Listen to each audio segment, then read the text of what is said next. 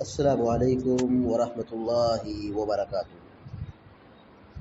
الحمد للہ رب العالمین والعاقبۃ للمتقین والصلاة والسلام علی اشرف الانبیاء والمرسلین نبینا محمد وعلی آلہ وصحبہ اجمعین وبعد۔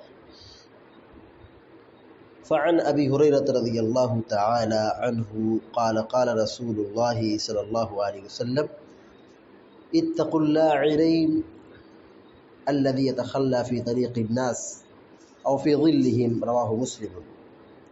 وزاد أبو داود عن معاذ رضي الله تعالى عنه والموارد، ولفظه اتقوا الملائن الثلاثة البراز في الموارد وقارية الطريق والظل۔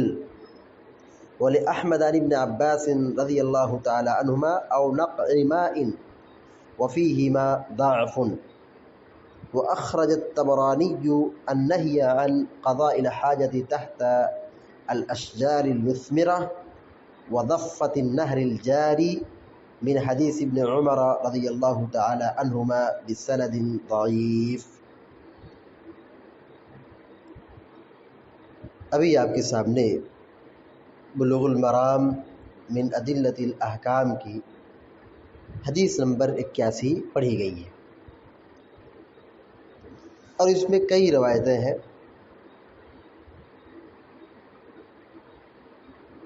شروع میں جو روایت ہے سیدنا ابو ہریرہ رضی اللہ تعالیٰ عنہ اس کے راوی ہیں۔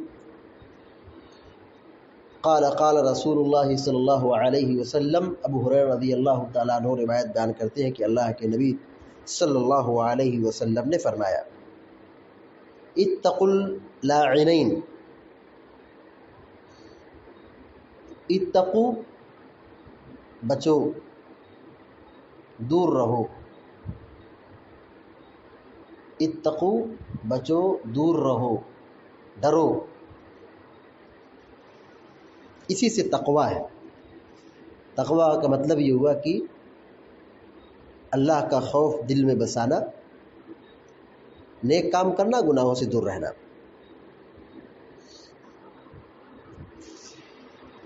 تو اتقو کا معنی ہوا ڈرو، بچو۔ اللاعنین، اللاعنین دو لعنت کا سبب بننے والی چیزیں،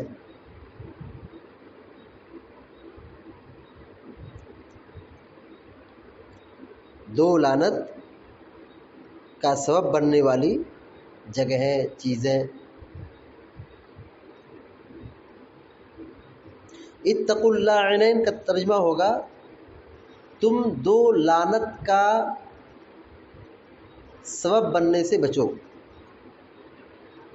تم بچو دو لعنت کا سبب بننے والی چیزوں سے، جگہوں سے، امور سے۔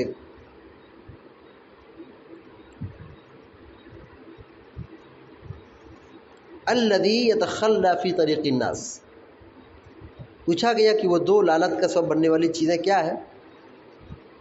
آپ صلی اللہ علیہ وسلم نے فرمایا الذی یتخلی فی طریق الناس۔ الذی مانے جو، یتخلی کے معنی ہوتا ہے قضاء حاجت کرنا، پیشاب پاخانہ کرنا۔ فی طریق الناس، طریق مانے راستہ، طریق مانے راستہ، ناس مانے لوگ، فی طریق الناس لوگوں کے راستے میں۔ الذی یتخلی فی طریق الناس، جو لوگوں کے راستے میں پیشاب پاخانہ کرتا ہے، قضاء حاجت کرتا ہے، تو یہ لعنت کا سبب ہے۔ کیونکہ جب آدمی راستے سے گزر رہا ہے اور جب دیکھتا ہے کہ اس کے پاؤں کے آس پاس گندگی ہے، پاخانہ ہے، تو آدمی دیکھ کر کے برا بھلا کہتا ہے، نہ چاہتے ہوئے بھی اپنی زبان سے گالی دے دیتا ہے، لعنت بھیج دیتا ہے، برا بھلا کہتا ہے۔ یہ فطرت ہے کہ جب آدمی اپنی نگاہوں کے سامنے قریب میں آس پاس میں گندگی دیکھتا ہے تو اس کی زبان سے کچھ نہ کچھ نکل ہی جاتا ہے۔ الذی یتخلی فی طریق الناس، جو لوگوں کے راستے میں پیشاب پخانہ کرتا ہے۔ تو اب یہ لعنت کا سبب ہے، وہ پیشاب پخانہ کر کے چلا گیا ہے، اب لیکن اس راستے سے جو گزرے گا وہ دیکھے گا تو برا بھلا کہے گا، لعنت بھیجے گا۔ او فی ظلہ، او مانے یا، فی مانے میں، ظل مانے سایہ، ہم مانے ان کا، فی ظلہم ان کے سائے میں، یعنی جہاں لوگ سایہ حاصل کرتے ہیں، جہاں پہ لوگ آ کے اکٹھا ہوتے ہیں، جیسے بس اسٹینڈ ہے، ریلوے اسٹیشن ہے، یا درخت کا سایہ ہے، یا کوئی چھپر ہے، کوئی مکان ہے جہاں لوگ سایہ حاصل کرتے ہیں، تو ان جگہوں پر پیشاب پاخانہ کرنے سے منع کیا گیا، اور یہ کہا گیا ہے کہ یہ لعنت کا سبب ہے۔ یعنی اگر کوئی آدمی اس طرح پیشاب پاخانہ کرتا ہو ایسی جگہوں پر جو لوگوں کی ملاقات کی جگہ ہے، آرام کی جگہ ہے، جہاں پہ لوگ آ کے بیٹھتے ہیں، یا پھر جس راستے سے لوگ آتے جاتے ہیں، گزرتے ہیں، اس میں اگر کوئی پیشاب پاخانہ کرتا ہے تو اس گندگی سے آدمی جب دیکھتا ہے تو برا بھلا کہتا ہے۔ اس سے شریعت نے منع کیا ہے۔ کس سے منع کیا ہے؟ پیشاب پاخانہ کرنے سے منع کیا ہے، برا بھلا کہنے سے منع نہیں کیا ہے۔ جب آدمی گزر رہا ہے اس طرح دیکھے گا تو وہ اپنی زبان سے اس طرح کہہ لے تو کوئی حرج نہیں، کیونکہ شروعات آدمی نے نہیں کیا ہے کہ چلتے پھرتے کسی کو برا بھلا کہے، گالی دے، بلکہ وہ آدمی جو گندگی پھیلایا ہے اس گندگی کے پھیلانے کی وجہ سے آدمی اس طرح کہہ رہا ہے۔ تو گویا کہ اس آدمی کے بولنے اور بد کلامی یا بد زبانی کرنے کے نتیجے میں یا لعنت ملامت بھیجنے کے نتیجے میں آدمی کو گناہ نہیں ملے گا، بلکہ اس گناہ کا وبال اس آدمی کو جائے گا جو اس گناہ کا سبب بن رہا ہے۔ کون سبب بن رہا ہے؟ جو شخص پیشاب پاخانہ راستے میں یا سائے میں کرتا ہے۔ رواہ مسلم، مسلم شریف کی روایت ہے۔ یہاں حدیث میں دو جگہوں پر پیشاب پاخانہ قضا حاجت کرنے سے منع کیا گیا ہے، راستے میں اور دوسرا ہے سائے میں۔ راستے میں جو قضا حاجت کرنے سے منع کیا گیا ہے اس کی کئی حکمت ہے۔ پہلی حکمت یہ ہے کہ جب آدمی راستے میں پیشاب پاخانہ کرتا ہے تو گندگی پھیلتی ہے اور بدبو پھیلتی ہے۔ جیسے ایک آدمی گزر رہا ہے، اب راستے میں کوئی پیشاب پاخانہ کیا ہوا ہے، تو جب آدمی گزرے گا تو اسے یہ گندگی اور یہ بدبو محسوس ہوگی، بدبو اس کو ستائے گی، تکلیف پہنچائے گی۔ دوسری وجہ یہ ہے کہ جب آدمی اس طرح دیکھتا ہے کہ راستے میں گندگی ہے تو گزرنا چھوڑ دیتا ہے، آدمی اس کو ناپسند کرتا ہے کہ اس گلی سے یا اس راستے سے گزرے۔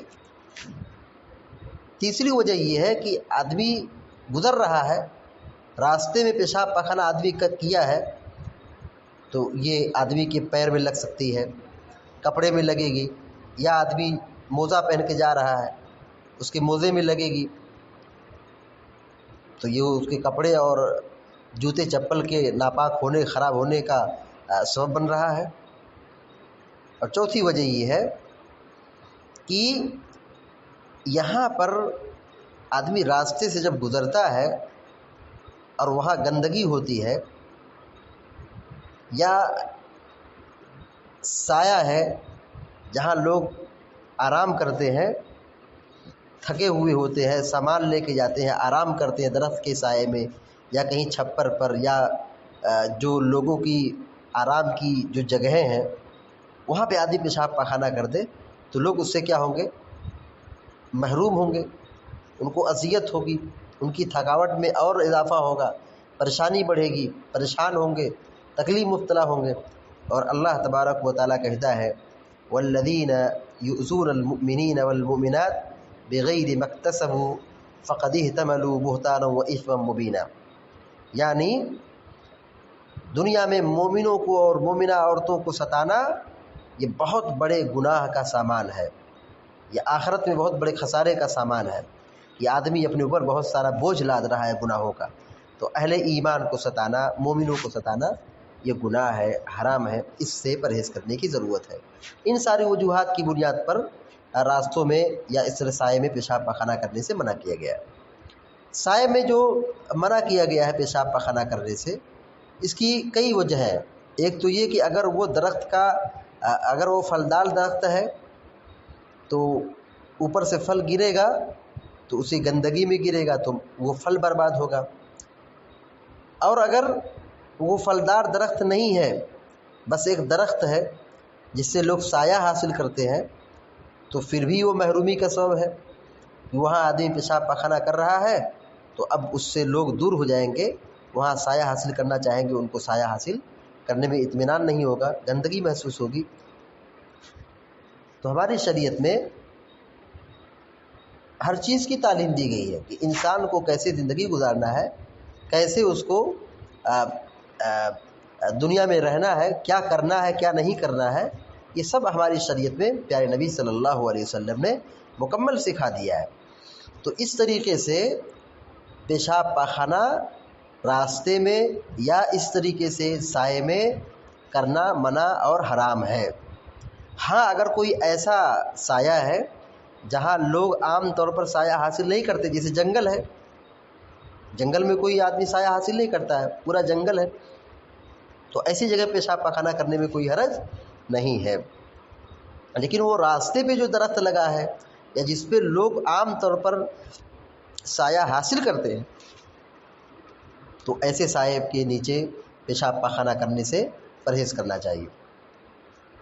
وزاد ابو داود عن معاذ رضی اللہ تعالیٰ عنہ کے واسطے سے امام ابو داود نے اضافہ کیا ہے، یعنی ابو داود کی جو روایت ہے اس میں حضرت معاذ سے روایت ہے اور اس میں ایک لفظ کا اضافہ ہے، والموارد، موارد کا اضافہ ہے۔ موارد معنی ہوتا ہے گھاٹ، یعنی جہاں پانی لوگ پیتے ہیں، چشمہ، پانی کا کنارہ، گھاٹ پر جہاں پانی لوگ پیتے ہیں پلاتے ہیں، تو اس جگہ پر پیشاب پاخانہ کرنے سے منع کیا گیا۔ وَلَفْظُهُ، اور ابو داؤد کی جو روایت ہے اس کے اندر جو لفظ ہے اتقوا الملائن الثلاثہ، تین جگہوں میں، تین لعنت کا سبب بننے والی چیزوں سے بچو، اتقوا بچو، الملاعن لعنت کا سبب بننے والی چیز، الثلاثہ تین اسباب سے اجتناب کرو جو لعنت کا سبب بنتی ہے۔ اتقوا الملائن الثلاثہ، تین لعنت کا سبب بننے والی جگہوں سے، چیزوں سے بچو۔ کیا ہے وہ تینوں چیزیں؟ پیارے نبی صلی اللہ علیہ وسلم نے فرمایا البراز، البراز فی الموارد، براز کہتے ہیں پیشاب پاخانہ، پاخانہ کرنا، اپنی ضرورت پوری کرنا۔ البراز فی الموارد، گھاٹ پر پیشاب پاخانہ کرنا، گھاٹ پر جہاں پانی پیتے ہیں وہاں پہ گندگی کرنا۔ وقاریعۃ الطریق، وقاریعۃ الطریق، قاریہ مانے ہوتا ہے کھڑکھڑانا، کھڑکھڑانے والی چیز، الطریق مانے راستہ، مطلب ہوگا شاہراہ، جو لوگوں کی گزرگاہ ہے، جس سے لوگ آتے جاتے ہیں، گزرتے ہیں۔ وقاریۃ الطریق، شاہراہ پر۔ قاریہ کیوں کہا؟ کیونکہ راستے پہ جب لوگ چلتے ہیں تو چلنے کی آواز کھٹ پٹ آتی رہتی ہے، پیدل چل رہے ہیں تو اس کے چلنے کی آواز ہوگی، گاڑی موٹر سے چل رہے تو اس کی آواز ہوگی، تو آواز آتی رہتی ہے، تو قاریہ مانے ہوتا ہے کھڑکھڑانے والی چیز۔ وقاریۃ الطریق، عام شاہراہ پر، روڈ پر۔ والظل، سائے میں۔ تین جگہوں میں پیارے نبی صلی اللہ علیہ وسلم نے قضاء حاجت کرنے سے منع کیا ہے۔ البراز فی الموارد، گھاٹ میں پیشاب پاخانہ کرنا، وقاریۃ الطریق، لوگوں کے راستے میں، عام شاہراہ پر، والظل، اور سائے میں۔ ولی احمد عن ابن عباس رضی اللہ تعالی عنہما او نقع ماء، اور امام احمد رحمہ اللہ نے عبداللہ بن عباس رضی اللہ تعالیٰ عنہ کے واسطے سے روایت بیان کی ہے، اس میں یہ ہے او نقع ماء، نقع کہتے ہیں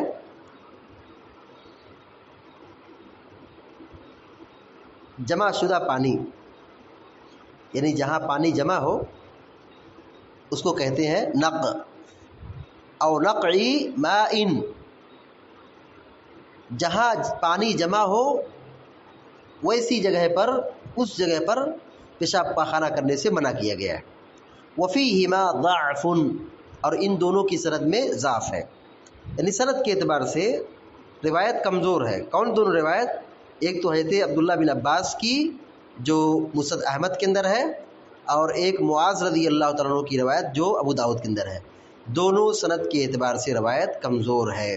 اتقوا الملائن الثلاثہ البراز فی الموارد وقاریۃ الطریق والظل، یہ روایت، اور اس طریقے سے جو مسند احمد کی ہے عبداللہ بن عباس رضی اللہ تعالیٰ عنہما کے حوالے سے، او نقع ماء، یہ دونوں روایت سند کے اعتبار سے کمزور ہے، لیکن معنی حدیث کا صحیح ہے کہ جہاں پانی جمع ہو، یعنی گھاٹ ہو، پانی سے لوگ فائدہ اٹھاتے ہو، وہاں پہ لوگ جانور کو پیتے پلاتے ہو یا خود پانی لے جاتے ہو، ایسی جگہوں پر پیشاب پاخانہ کرنا منع ہے۔ کیوں؟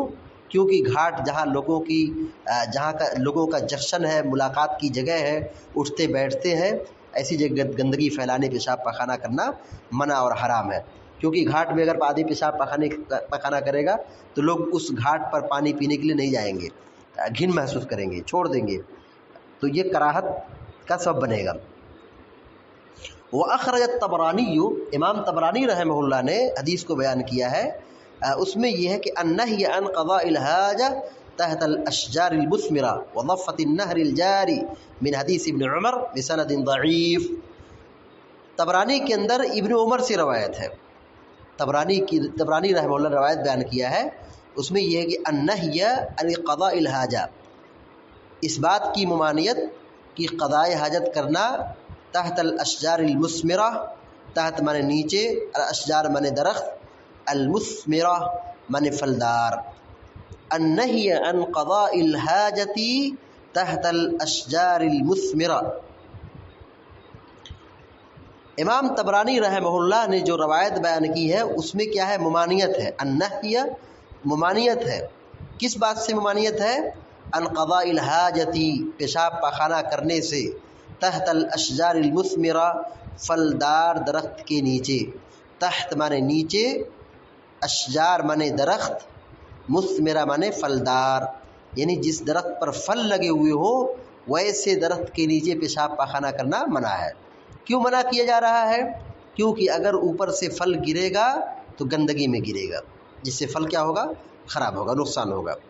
اور دوسری بات یہ ہے کہ اگر درخت کے سائے میں وہاں پہ پیشاب پاخانہ کیا جائے تو اس درخت سے لوگ گھن کھائیں گے، وہاں پہ لوگ نہیں بیٹھیں گے، وہاں نہیں آرام کریں گے۔ وضفۃ النہر الجاری، ضفہ کہتے ہیں کنارہ، وضفہ مانے کنارہ، النہر نہر مانے نہر، جاری مانے بہتا، بہتی نہر کے کنارے، بہتی نہر کے کنارے پیشاب پاخانہ کرنے سے منع کیا گیا ہے۔ من حدیث ابن عمر، جو روایت ابن عمر رضی اللہ تعالی عنہما سے ہے، بسند ضعیف، ضعیف سند کے ساتھ، یعنی یہ بھی طبرانی کی جو روایت ہے وہ بھی روایت کیا ہے؟ سند کے اعتبار سے کمزور ہے، سند کے اعتبار سے حدیث کیا ہے؟ کمزور ہے، لیکن یہ کمزور ہے صرف سند کے اعتبار سے، البتہ جو روایت ہے، مطلب روایت کا مفہوم ہے یا حدیث کا معنی ہے، وہ روایت کیا ہے؟ معنی کے اعتبار سے درست ہے کہ یعنی وہاں پر پیشاب پاخانہ کرنا منع ہے۔ تو یہ جو روایتیں ضعیف ہو رہی ہیں اس کی وجہ کیا ہے؟ اس کی سند میں فرات بن صائب جو ہے ایک متروک راوی ہے، یعنی طبرانی کی جو روایت ضعیف ہے وہ فرات بن صائب ایک ضعیف راوی ہے، جس کی بنیاد پر روایت کیا ہو رہی ہے؟ ضعیف ہو رہی ہے۔ اور اس سے پہلے جو عبداللہ بن عباس کی روایت گزری ہے، اتقوا الملائن الثلاثہ والی جو روایت ہے، اس کی جو روایت کی ضعیف ہونے کا سبب بنتی ہے وہ ابن لہیہ ایک راوی ہے، وہ کیا ہے؟ سند میں ضعیف ہے، کمزور ہے۔ تو علی کل حال اوپر کی جو روایت صحیح مسلم کی ہے وہ بالکل صحیح ہے، درست ہے۔ بقیہ اس کے بعد جو ابو داؤد کی روایت ہے یا احمد کی روایت ہے یا طبرانی کی روایت ہے، یہ تینوں روایتیں سند کے اعتبار سے کمزور ہے، لیکن معنی کیا ہے؟ صحیح ہے، یعنی ایسی جگہوں پر پیشاب پاخانہ کرنا منع ہوگا۔ تو خلاصہ کلام یہ ہوا کہ یہاں پر 5 ایسی جگہیں ہیں یا 5 ایسے مقامات ہیں جہاں پر پیشاب پاخانہ کرنا منع ہے۔ نمبر 1 عام راستہ، نمبر 2 سایہ دار درخت کے نیچے، نمبر 3 پانی کے گھاٹ پر، نمبر 4 پھلدار درخت کے نیچے، اور نمبر 5 اور آخری یہ ہے پانی جو بہہ رہا ہے اس کے کنارے، بہتی نہر کے، جاری نہر کے کنارے۔ تو ان 5 جگہوں پر پیشاب پاخانہ کرنا منع ہے، اس سے بچنا چاہیے۔ ہماری شریعت میں یہ تعلیم دی گئی ہے کہ آدمی کو پیشاب پاخانہ کرنا ہو تو کہاں پیشاب پاخانہ نہ کرے، تو ان 5 جگہوں سے پرہیز کرنا چاہیے۔ اللہ تبارک و تعالیٰ سے دعا ہے کہ اللہ تعالیٰ ہم سب کو اور آپ سب کو اور سارے مسلمانوں کو پیارے نبی صلی اللہ علیہ وسلم کی تعلیمات کی روشنی میں زندگی گزارنے کی توفیق عطا فرمائے، آمین یا رب العالمین۔ اقول قولی ھذا واستغفر اللہ لی ولکم ولسائر المسلمین فاستغفروہ انہ الغفور الرحیم، وصلی اللہ علی نبینا محمد وسلم تسلیما کثیرا۔ السلام علیکم ورحمۃ اللہ وبرکاتہ۔